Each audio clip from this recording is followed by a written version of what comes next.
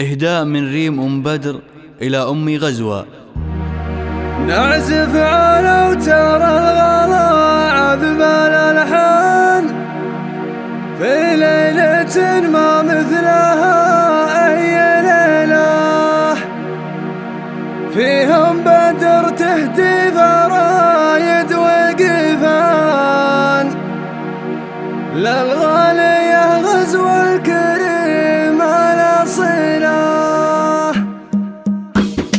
نعزف على وتر الغلا عذب الألحان في ليلة ما مثلها أي ليلة، فيهم بدر تهتف رايد وقفان للغالية غزو الكريم الأصيلة. أمي غلاها راجحة بكل ميزان وطيبها يشفي القلوب العليلة. غزوة لها من وافر الطيب نشان في حقها كل المدايح قليلة، ما مثلها بين المخالق إنسان ويدها عند العطايا طويلة. بصمتها بالخير في كل ميدان وصيتها بين البشر ما مثله، وأخلاقها عن طيبها خير برهان وجودها غاية وما هو وسيلة. أمي سنين تعز من قوم فرسان عن غيرها دايم تشيل الثقيلة. أهديتها من صادق الود أوزان بغل التهاني والمعاني الجزيلة. فرحة محمد عالي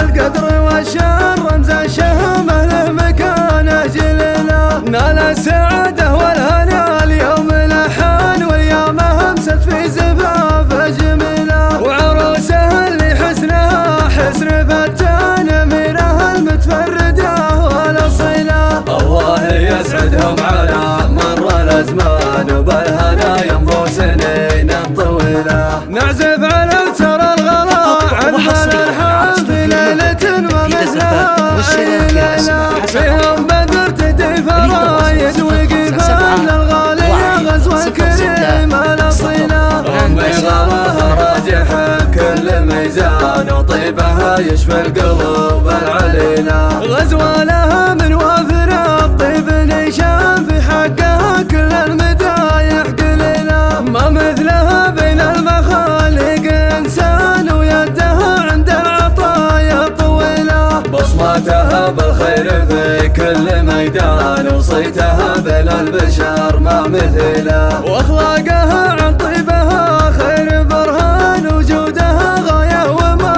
هو وسيلة. أمي سنين تعز من قوم فرسان عن غيرها دايم تشيل الثقيلة. أهديتها من صادق الود أوزان بغل التهاني والمعاني الجزيلة. فرحة محمد عالي القدر والشان رمز الشهامة لمكانه جليلة. نال السعادة